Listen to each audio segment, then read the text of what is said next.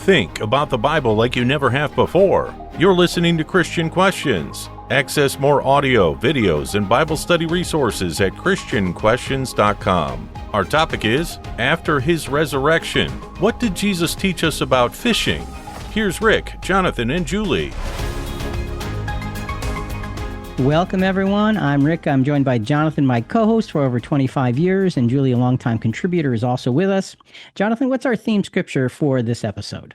John 21:6. And he said to them, "Cast the net on the right side of the boat, and you will find a catch." So they cast, and then they were not able to haul it in because of the great number of fish. The crucifixion of Jesus was an event that absolutely overwhelmed his apostles and disciples. Even though Jesus had forewarned them of what was coming, they were still taken by complete surprise. In his great wisdom, Jesus arranged his post-resurrection appearances in such a way as to show them not only who he was, but what was to come. It's fascinating to see how he revealed more and more about their future with each appearance. When we get to his third appearance to a group of his apostles, Jesus came to them as they were fishing. What he did and what he taught related to fishing gave them a pointed and powerful lesson regarding their future. So we're going to look at this appearance of Jesus to a group of his apostles in that 40-day period between his resurrection and his ascension. This account is found in John chapter 21, verses 1 through 13. And what we want to do is unfold it piece by piece as we track Jesus's teaching. So let's start by reading John 21, 1 to 3. After these things, Jesus manifested himself again to the disciples at the Sea of Tiberias, and he manifested himself in this way. Simon Peter and Thomas called Didymus, and Nathanael of Cana in Galilee, and the sons of Zebedee, and the two others of his disciples were together. Simon Peter said to them, "I am going fishing." And they said to him, "We will also come with you." They went out and got into the boat, and that night they caught nothing. So that's the beginning of the account. We need to break this down piece by piece to really understand what's being said here and the lessons, because they're big lessons and they show us something more than meets the eye. And that's what we want to try and understand. So Jonathan, let's go back and start with the first verse of that 21st chapter of John, John 21, 1. After these things, Jesus manifested himself again to the disciples at the Sea of Tiberias, and he manifested himself in this way. The Sea of Tiberias is its Roman name, named after the reigning emperor, Tiberius Caesar. This is the Sea of Galilee, that's the Jewish name, and Lake Gennesaret is the older regional name. Same body of water, 3 names. So, Jonathan, you read, after these things, Jesus manifested himself. What things? Well, this would be Jesus' third manifestation of his resurrected self to a large group of his disciples, likely 3 or 4 weeks after his resurrection. All right, so we first had him appear in a group setting to the 10 apostles. Then a week later, he appeared to the 11 apostles. And we talked about Thomas not being doubting Thomas, but faithful Thomas. And now he's going to appear, as we will see, to 7 of his apostles. So we want to put this in order. And it's interesting, this Sea of Tiberias is the Sea of Galilee. Galilee is a big deal in terms of the gospel. And we want to look at 3 important details regarding Galilee in the ministry of Jesus. So what are these details? Julie, let's get started with that. Well, the calling to follow Jesus for several of these disciples began here. Matthew 4:18-19. Now, as Jesus was walking by the Sea of Galilee, he saw 2 brothers, Simon, who is called Peter, and Andrew, his brother, casting a net into the sea, for they were fishermen. And he said to them, "Follow me, and I will make you fishers of men." So recognize that. Follow me and I will make you fishers of men, because that statement is going to come up later in terms of putting this whole lesson together. It was the calling of several of the disciples began in Galilee. What's the second point, Jonathan? The assurance of Jesus being their Messiah was given in relation to the familiar location of their homes, Mark 14:27 and 28. And Jesus said to them, "You will all fall away, because it is written, I will strike down the shepherd, and the sheep shall be scattered. But after I have been risen, I will go ahead of you to Galilee. So Jesus, before his crucifixion, said, here's what's going to happen. Here's what's going to happen to all of you. You're going to be scattered. You're going to be confused. You're going to be panicked. But I will go ahead of you to Galilee when I'm raised. He gave them that as a reference point for something to look forward to after his crucifixion. Now, of course, they forgot that in the moment, but that brings us to the third point. Yes, the reuniting of the apostles to their Lord after his resurrection was to be solidified in this same place. Here is the message of the angel to the women at the tomb. It's found in Mark 16, 6-7. And he said to them, "Do not be amazed. You are looking for Jesus, the Nazarene, who has been crucified. He has risen. He is not here. Behold, here is the place where they laid him. But go, tell his disciples and Peter, he is going ahead of you to Galilee. There you will see him, just as he told you." Just as he told you, the angel literally quotes what Jesus told them. So Galilee is a really important part in this transition from what they were and their relationship with what Jesus was to them to what they were to become and their new relationship to Jesus. This is an important scenario. Let's go a little further. Galilee's important. Well, who was there in Galilee at this time? Jonathan, you already read it, but let's go back to John 21, verse 2. Simon Peter and Thomas called Didymus and Nathanael of Cana in Galilee, and the sons of Zebedee and 2 others of his disciples were together. Now, Nathanael was also known by his family name, Bartholomew, kind of like our present-day last names. The sons of Zebedee, that was James and John. They were 2 brothers who were part of Jesus's inner circle, along with Peter. And then there's these 2 others of his disciples. They're unnamed. They're generally agreed that they are Andrew and Philip. They were both from Bethsaida. That was a fishing town right on the Sea of Galilee. And they were often found together with Peter, James, and John. Every man in that boat was one of the original apostles. So this whole fishing scene is a gathering of apostles waiting in Galilee. So why are they in Galilee then? Why are they there? Well, we just said it because Jesus himself said, "Meet me there after my resurrection." And Jonathan just read that in Mark 14:28. It's in Matthew as well. The angel of the tomb repeated that instruction. So they are supposed to wait in Galilee for further instructions. They were told that several times. So they go there, it's their home, and they're waiting, and it's convenient, but nothing's happening. Days are going by, and there's nothing happening. And so now let's go to John 21:3, while they're in Galilee, and nothing is happening as days go by. Simon Peter said to them, "I am going fishing." They said to him, "We will also come with you." They went out and got into the boat, and that night they caught nothing. Simon Peter said, "This gives us the sense of how much leadership was and is always needed. We follow a voice that speaks with authority. Perhaps a few weeks had gone by without any further direction or instructions from Jesus. They needed direction. Peter's humanly responsible instructions would bring them to the place at the right time, even if Peter had no idea about the outcome." Yeah, before the crucifixion, Jesus and the apostles were supported by the generosity of believers. So after the scandal of the cross, we can only assume that that support would have dried up. So with Jesus no longer physically providing any direction and no clear instructions yet about future work, the apostles did the practical thing. They went back to what they knew, fishing. They had to provide for themselves while they waited for Jesus's next steps. And you notice who was the one who came up with the idea? Peter.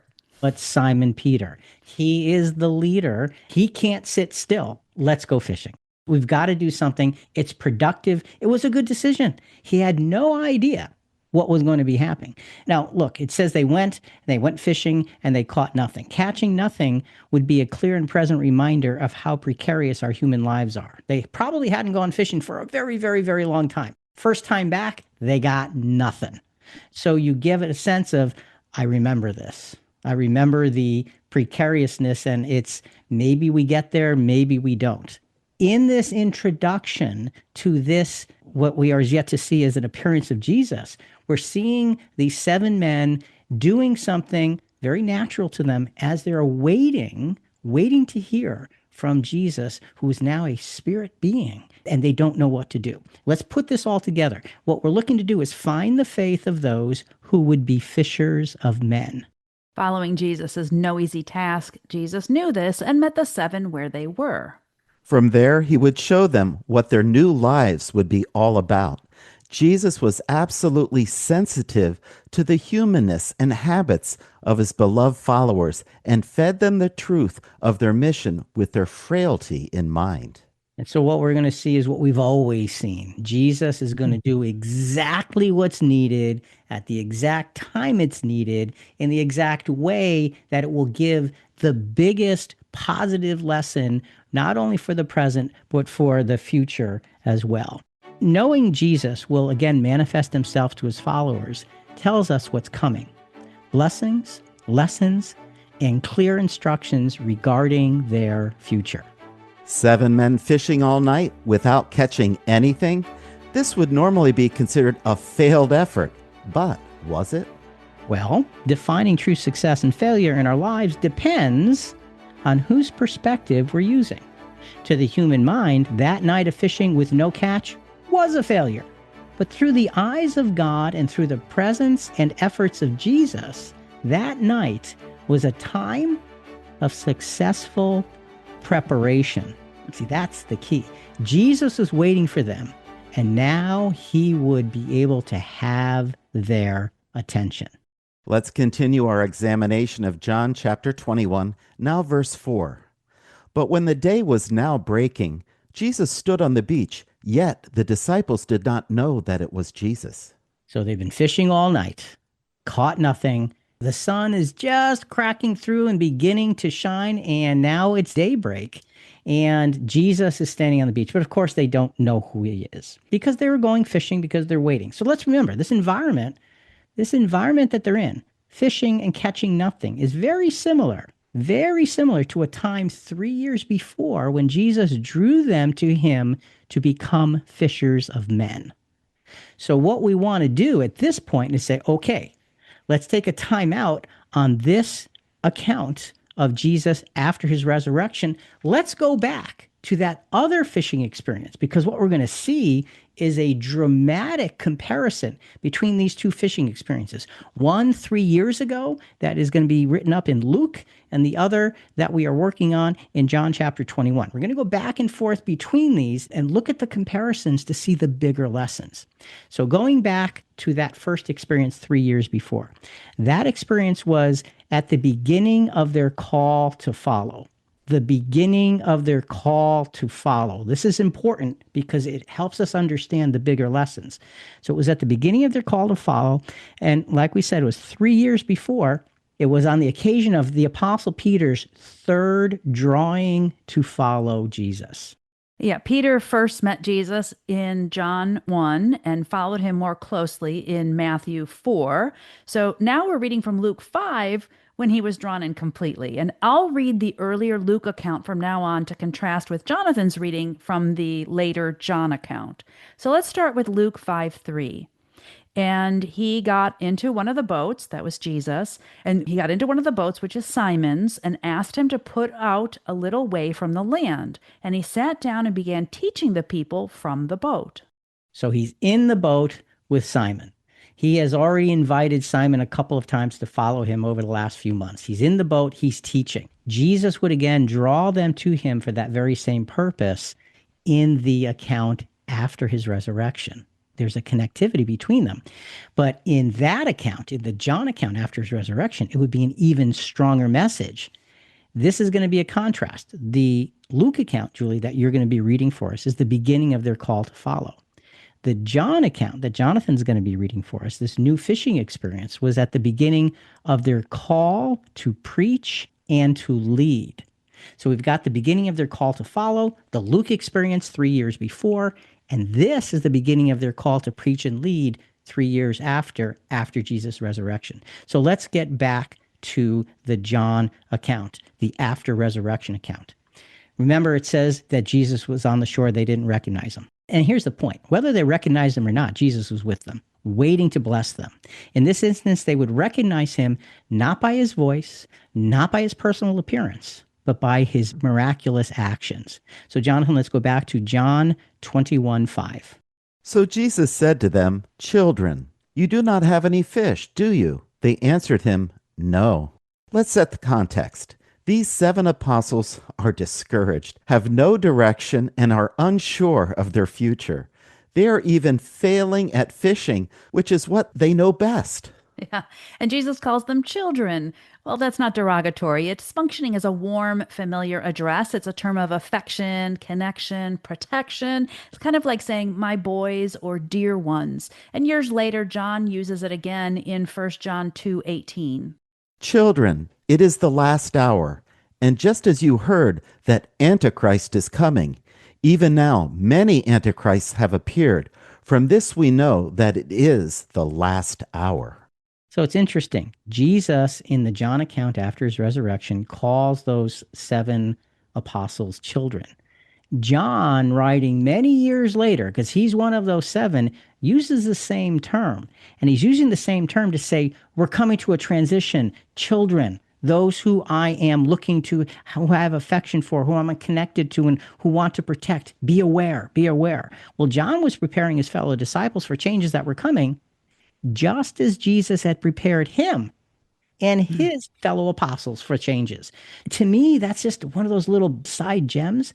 John remembers how Jesus addressed them, and he uses it later on, many, many years later. And again, we're going to this John 21 fishing experience. It was at the beginning of their call to preach and lead. Jesus called them children. Do you have any fish? No. Okay, so let's move forward with that. Yeah, so Jesus, do you have any fish? Well, that sounds like he's asking about food or their night's work, but he's really drawing their attention to the emptiness of their efforts. It's like his gentle way of asking, how are your labors going without me? And it sets the stage for the lesson that will follow.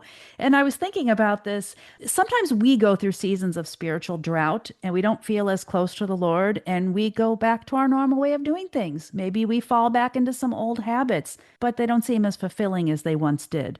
So what's our purpose and direction? We shouldn't be just floating around looking for fish. Well, let's continue in John 21, and now let's read verse 6. And he said to them, cast the net on the right side of the boat, and you will find a catch. There was some Bible commentary from David Guzik that I liked. It said, Jesus made a strange suggestion to his disciples. There was no logical reason why fishing in the morning light would be better than fishing at night. There was no reason why fishing on one side of the boat would be better than the other side. It wasn't even a direct test of trust in Jesus because they didn't even know it was him until the fish were caught. So you've got this strange comment from this person on shore that's quite some distance away. Cast the net on the right side and you'll find a catch. This was direct guidance from somebody. They didn't know who it was. But if it was followed, we know that it would produce success and provide the lesson. A couple of questions involved in that, okay, because it's coming from a stranger, apparently, and it's an odd request. Why the right side of the boat? Well, let's take a look at 2 potential lessons here. First, it was obvious, as you mentioned, Julie, a completely different and perhaps less natural approach. They were probably casting the net over the other side. And no, cast it on the side you're not used to. So it was different, got their attention. The second lesson, though, I think is really, really, really significant. Spiritually, when you talk about the right side in Scripture, the right side is always the side of power and authority. And it was the side that Jesus himself would occupy. Now, remember, they don't know it, but Jesus is giving the command, cast your net on the right side. So let's look at an example of that with Jesus. And this is before his crucifixion when he is before the high priest. Matthew 26, 63 to 64. And the high priest said to him, I adjure you by the living God that you tell us whether you are the Christ, the Son of God. Jesus said to him, you have said it yourself. Nevertheless, I tell you, hereafter you will see the Son of Man sitting at the right hand of power. Jesus himself says, you will see me sitting at the right hand of power. So when Jesus says to them in John 21, after his resurrection, they don't even know who he is, cast the net on the right side. I think he's basically showing us that this is God's power that I am wielding. And this is what is going to draw you to do the work that you are going to need to do. So what happens? Continuing in John 21:6. So they cast. All right. So remember, cast the net on the right side and you'll find a catch. It doesn't say that they deliberated and thought about it. It says, okay, so they did it. So they listened. They instantly listened to this. They immediately obeyed. Jesus was showing them a new and dramatic and miraculous beginning. They didn't know it. They had no idea, but they listened. Jesus was using the beginning of their call to follow. Remember the Luke account 3 years before. It was the beginning of their call to follow him, to teach them about the beginning of their call to preach and lead. They don't know this yet. They're completely oblivious to this. All they know is, didn't catch anything all night. This guy says, throw the net on the right side. Let's do that. It's going to grow in a big way in a few minutes. But at this point, the lessons are beginning to line up without them even knowing and understanding.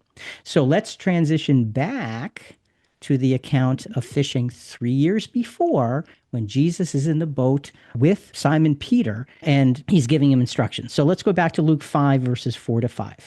When he had finished speaking, he said to Simon, "Put out into the deep water and let down your nets for a catch." Simon answered and said, "Master, we worked hard all night and caught nothing, but I will do as you say and let down the nets." Okay, there's a little reluctance, but he's going to do it. Simon was in a position of a humble student at this point, and what he did didn't seem logical. I'm the fisherman. I know there aren't fish today, but he does what doesn't seem logical. And this is a real precursor to what would happen after Jesus' resurrection. We're going to see how all this fits in. So again, we're looking at this account 3 years before in Luke chapter 5, where Jesus is in the boat with Simon Peter. And in that, Julie, you just read that Jesus said to him, "Okay, I'm done teaching. Go back out into the deep water and put your nets out for a catch." And Simon says, "Well, okay." And then we're comparing that to the after resurrection, where Jesus is on the shore saying, "Put your nets out on the right side." They don't know who it is yet. There's some differences and some similarities. So what's the same and what's different? Well, in their call to follow in the book of Luke, this was a planned fishing expedition. Their human lives would be interrupted by Jesus's call. Jesus was pushing them to go back to deep water. They're called a lead after the resurrection in the book of John. This was a fishing expedition that was in the context of waiting for Jesus's guidance. So their call to follow in Luke, there was no success in their planned nighttime expedition. Well, they're called a lead in John. There was no success in this spur-of-the-moment nighttime expedition. In their call to follow, Jesus was in the boat, first to preach, then to draw Peter. This was the third time he's come to Simon Peter, and he instructed them while being with them upon the sea. They're called a lead. Jesus was on shore. He instructed them from the solid ground of their eventual destination.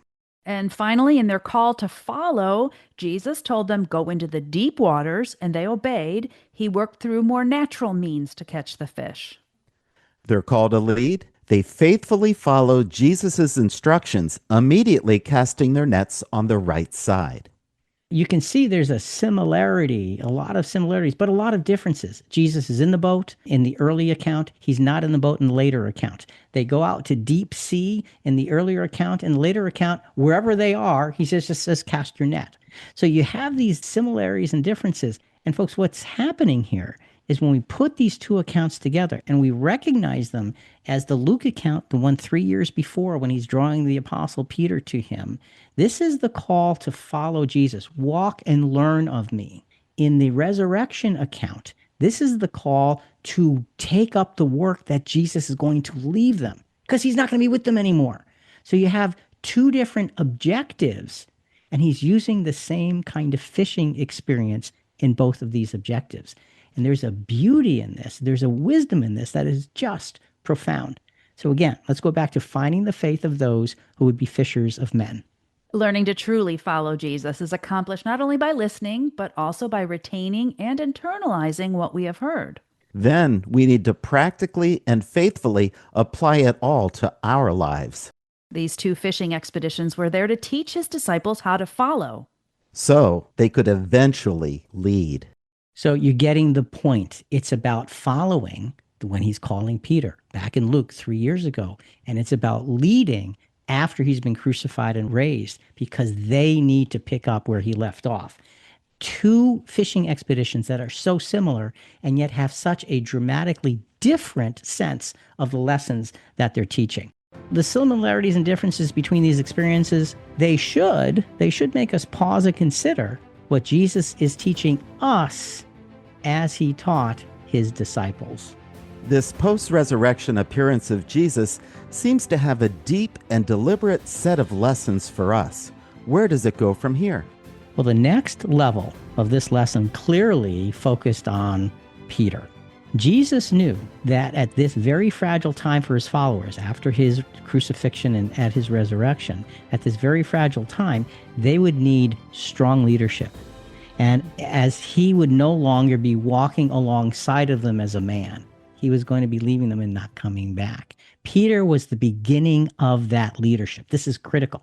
He would need to see, comprehend, and embrace all that Jesus was showing him, even if it was uncomfortable. He needed to grab hold of these things, and Jesus was there to teach him how.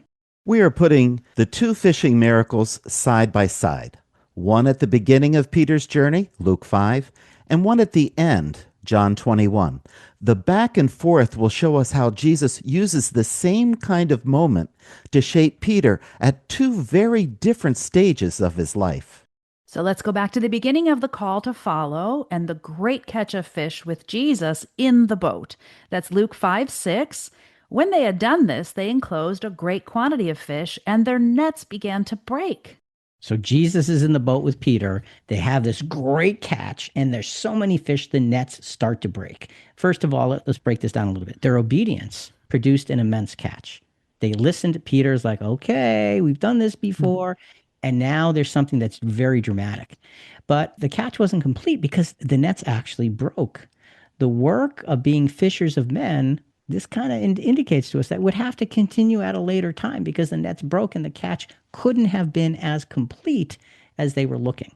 Yeah, traditionally Christians have thought that the breaking of the nets signified the weight of their calling, like their work was bigger than what they were ready to carry at this point.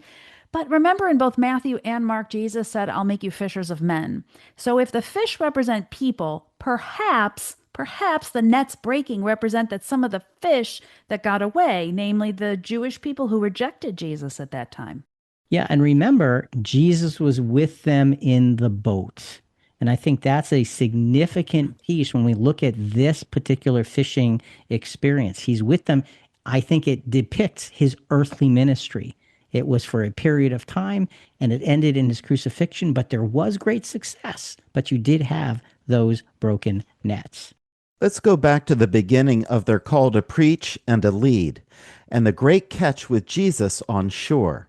John 21:6. So they cast, and then they were not able to haul it in because of the great number of fish. What a dramatic and overwhelming reminder this must have been. It would have brought them right back to their beginnings with Jesus.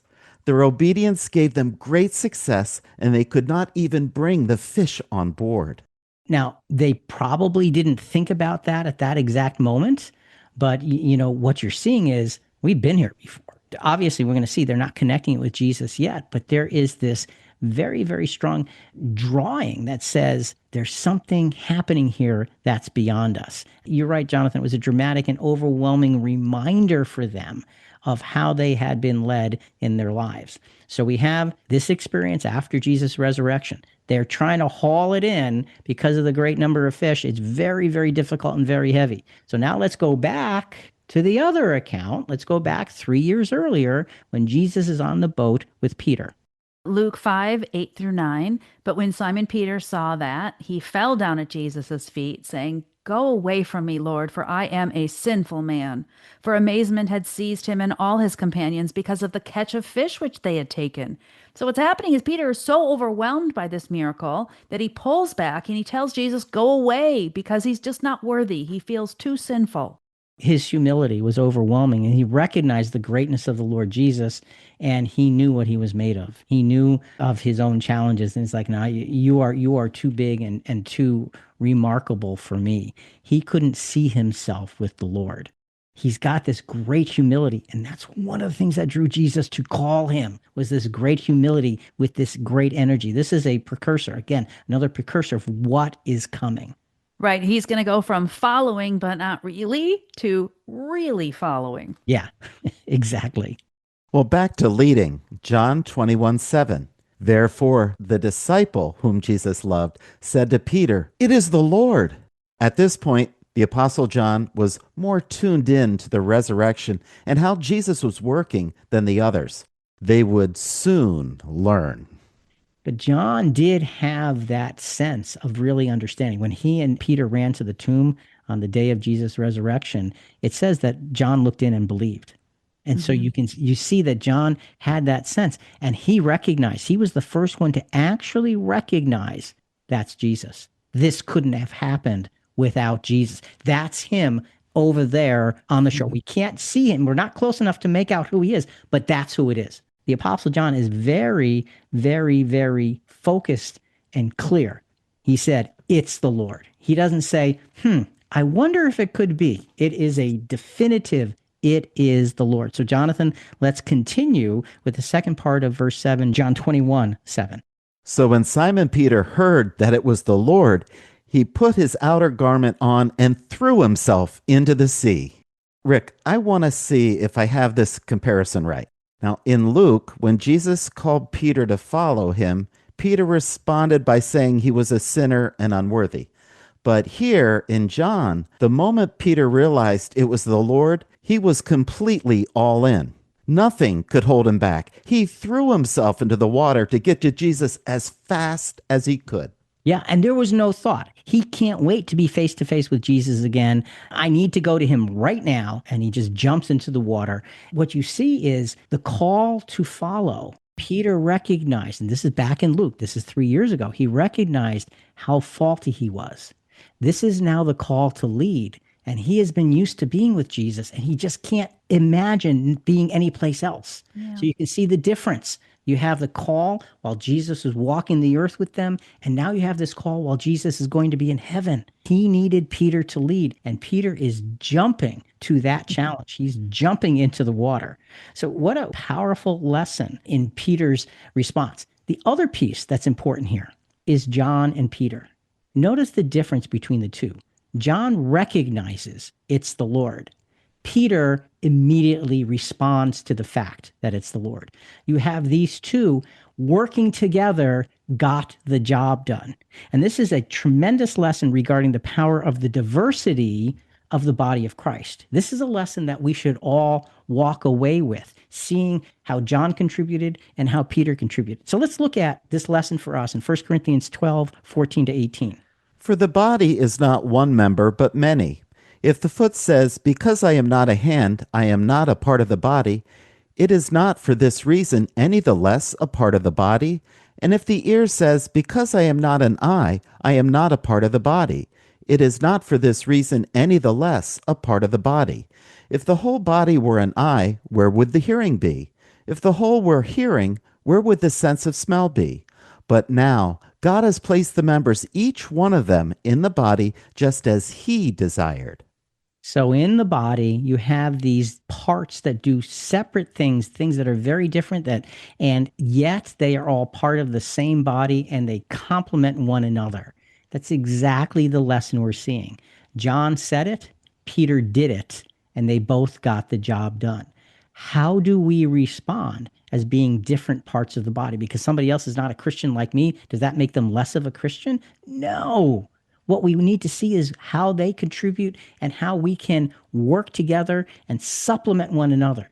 Whether they knew it or not, that's what John and Peter were showing us. And it's a beautiful, beautiful lesson. So we're seeing that happen. Peter dives into the water, fully clothed, and swims to the shore because he wants to be with Jesus.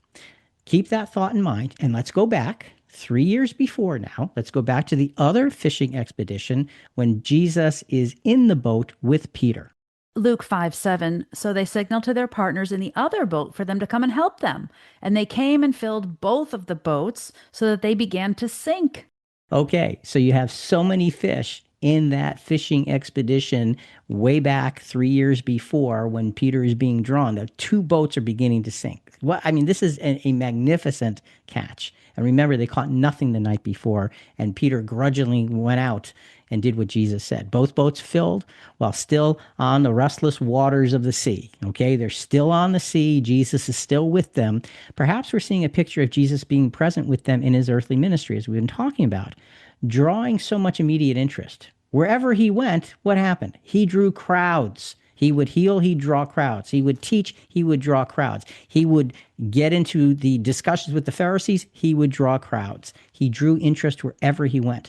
Their work was only beginning as they together brought the catch to shore. And again, Jesus is with them in that experience. They're being called to follow. Basically, Jesus is saying, watch what I do, hear what I say, and understand that everything I do and say comes from my Father. Basically, he's modeling for them what they need to be. In the other experience, after the resurrection, the fishing experience 3 years later, Jesus is saying, you've seen me, you're coming to me. Now I need you to take my place and be the leaders and be those who preach the gospel. So let's go back to the after resurrection fishing experience, Jonathan, back to John. And this is the experience where they lead, back to John 21:8. And this is right after Peter jumped into the water. But the other disciples came in the little boat, for they were not far from the land, but about 100 yards away, dragging the net full of fish. So first thing you think of is, okay, thanks, Peter. You left us to drag this net without you. Oh, that's funny. Yeah. Okay. But Peter had something bigger in mind. Guys, take care of the fish. I have to go see Jesus. And you've got to appreciate that. And the nets are heavy and they're in a small boat and there's only 6 of them now. They could not carry this catch that Jesus had arranged and instead had to literally drag the nets. They couldn't haul it into the boats. They had to drag the net to Jesus, who was waiting for them on shore. Now they know it's Jesus. And now you can imagine the adrenaline that hits when it's like, it's the Lord. Let's bring this in right here, right now. I don't think any of them were thinking, Peter. I think they're thinking, it's the Lord. Let's get to him. Hurry. Got this. Yeah, that's right. Hurry. This is big. This is important. So perhaps a picture of drawing the net of the called out ones through the age of the gospel. Perhaps that's what this is showing us that they were out in the restless seas of humanity, finding those specific called out ones, and they were bringing them to Jesus, who's on shore, who's on the solid ground of the heavenly calling, and showing that they are working together through the last 2,000 years. Perhaps that's what this is showing us, because they needed to get the work done, and Jesus is waiting for the finished work. So you can see that the contrast in the experience from 3 years before is Jesus is with them on the boats and the boats begin to sink. Of course, they make it, but Jesus is with them. Here, they need to bring the fish to him. They need to bring it to shore. They need to bring it to a place where things are stable. That's the heavenly calling. Finding the faith of those who would be fishers of men. What do we have? Well, for the apostles, following Jesus began by literally following him around daily. And in the long run, this 3-year opportunity was there to entrench them into a new way of thinking. With that experience behind them, Jesus would next show them that their following after his resurrection would now come at a distance. Now they would need to take the responsibility of being fishers of men upon their own shoulders. In that second fishing experience, Jesus isn't with them. He's waiting for them. In the first experience, he's with them. Okay, so you can see the big difference. It is now they have to lead. They are responsible themselves for this. Jesus is just waiting for the results. It's the lesson to learn how to lead. There is this brilliance in Jesus' teachings and the methods that we need to observe with very sober and reverent hearts. How do these two dramatic fishing accounts end? What were the deepest preaching and leading lessons Jesus wanted them to learn? It's important that we take a step back to see the big picture here.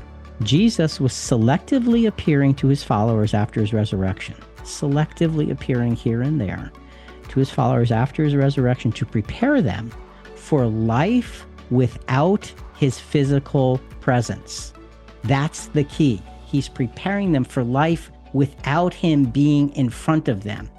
Everything he did in that 40-day period was to spur on that preparation, for the changes were monumental because they would become the leaders of the call to follow Christ. Jesus was no longer with them. They had to step up in a way they never had to step up before. And we can't overstate how important this was. These followers were becoming the leaders who would establish the entire Christian church after Jesus died. Everything depended on their growth from followers to leaders.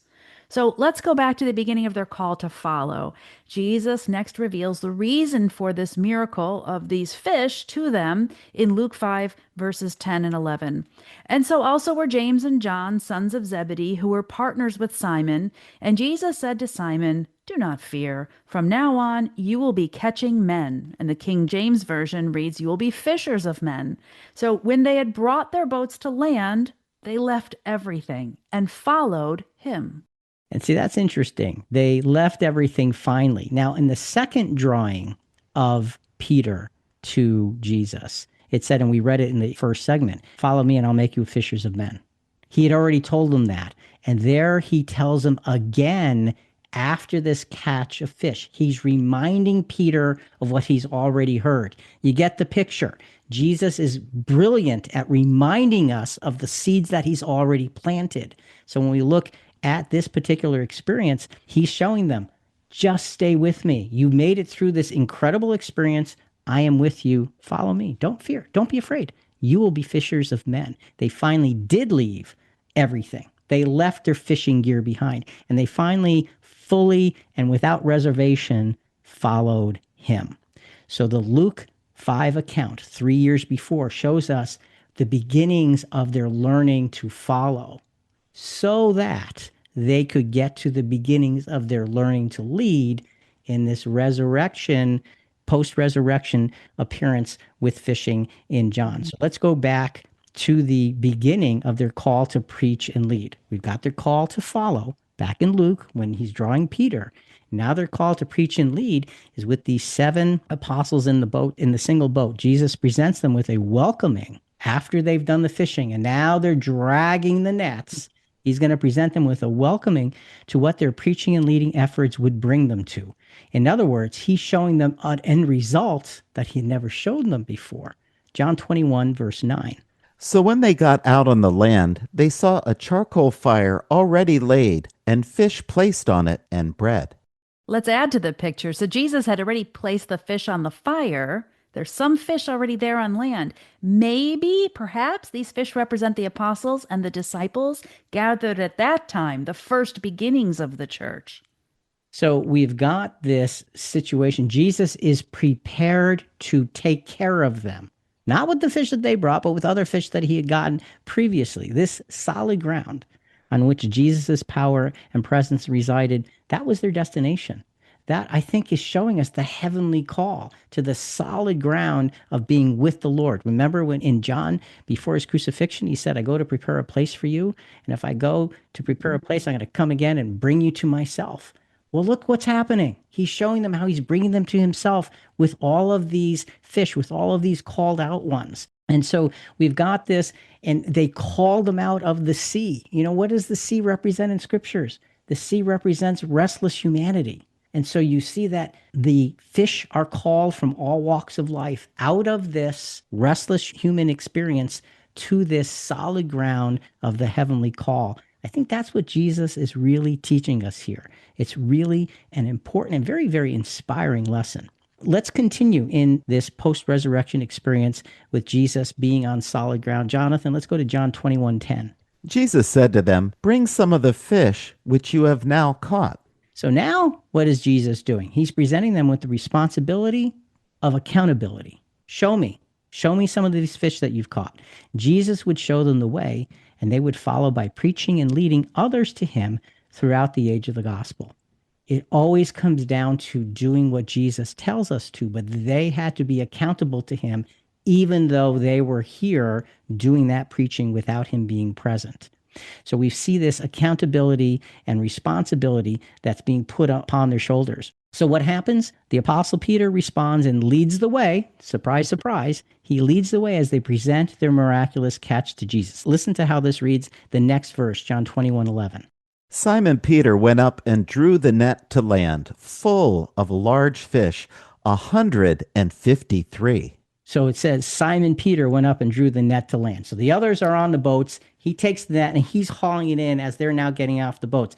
Again, first of all, this is teamwork.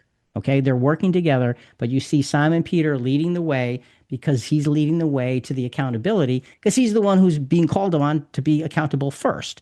So you see this beautiful result of preaching. This is a beautiful result of preaching, bringing all of these fish to the Lord. And it's really fascinating to me that Jesus had prayed for their preaching and their leading work the night before his crucifixion. And to me, this is just one of those touching references that we look at and say, wow, there's so much more to this. Let's look at John 17 to 21. Sanctify them in the truth. Your word is truth. As you sent me into the world, I also have sent them into the world. For their sakes I sanctify myself, that they themselves also may be sanctified in truth. I do not ask on behalf of these alone, but for those also who believe in me through their word, that they may be one, even as you, Father, are in me, and I in you, that they also may be one in us, so that the world may believe that you sent me. So Jesus prays for the work of the gospel after he has gone to heaven. And in this fishing experience after his resurrection, he's showing them that same work. He had prayed for it, and now he's demonstrating it. You see, he's putting the pieces in place so they can really, truly get it. So it's a beautiful, beautiful lesson of the importance of these apostles taking the responsibility and standing up for godliness and righteousness and the gospel. Well, it's interesting. There was 153 fish. Why 153? That's so specific. I looked this up. Early church writers taught that ancient naturalists believed there were 153 species of fish in the world at that time. So maybe the catch symbolized the gospel drawing all kinds of people. And through the centuries, literally the centuries, people have used all kinds of fish math to try to figure it out. And they're trying to find where this 153 shows up in nature or other places. But we really don't know what this specific number represents. We don't. And perhaps it's to show the precision and the care with which God's call will be successful. Perhaps that's what it's showing us. Perhaps it's that simple of a lesson. So, Julie, let's go to Matthew 10, verses 29 to 31. Are not two sparrows sold for a cent? And yet not one of them will fall to the ground apart from your Father. But the very hairs of your head are numbered. So do not fear. You are more valuable than many sparrows. So the message in those simple verses is the very hairs of your head are numbered. If you are one of those who is called to follow the Lord, every part of your life, every part of your experience is overseen by his heavenly providence. And so 153 fish may say, and there's an exact number because there's an exact care in those who are drawn. Perhaps that's the lesson we need to take here. Again, we're still staying with the post-resurrection fishing experience, and we've seen that Jesus said, bring the fish, and so Peter draws the fish to land. And now let's go back to John 21, verse 11. And although there were so many, the net was not torn. All these fish were hauled to the shore to be accountable before Jesus, and yet the net did not break. And that's very significant.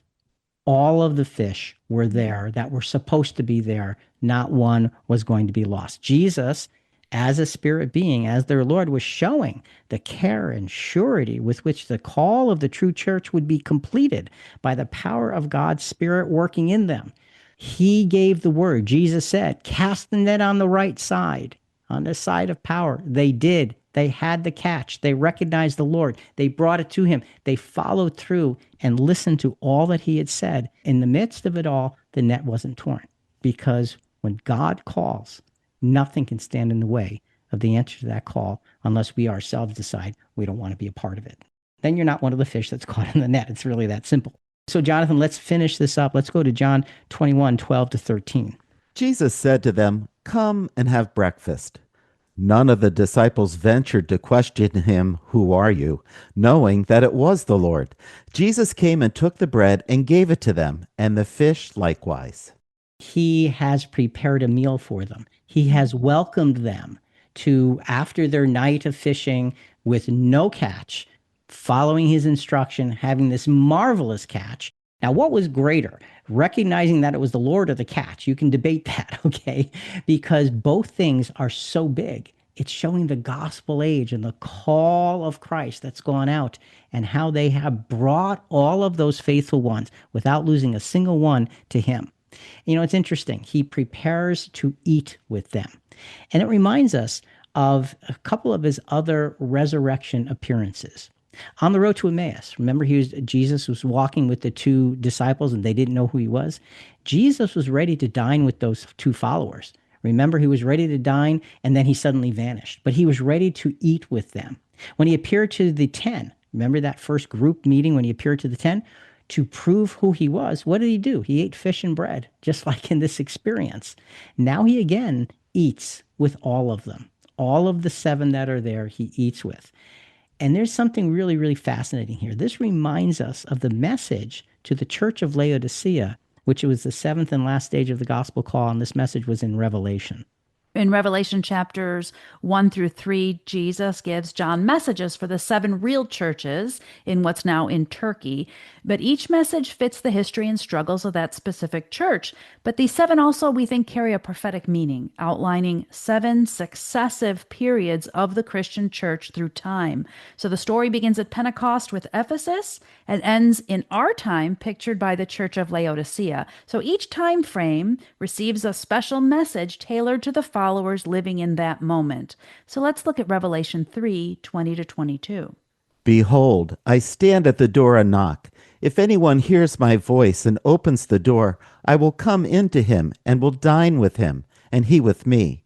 He who overcomes, I will grant him to sit down with me on my throne, as I also overcame and sat down with my Father on his throne. He who has an ear, let him hear what the Spirit says to the churches. So in this message in Revelation, those 7 churches, like you said, represent 7 stages of the gospel, right from the time of the apostles, right up to where we are right now. And in this last and final stage, Jesus basically says, behold, I stand at the door and knock. When somebody's standing at the door and knocking, what does that mean? It means they're there. They've arrived.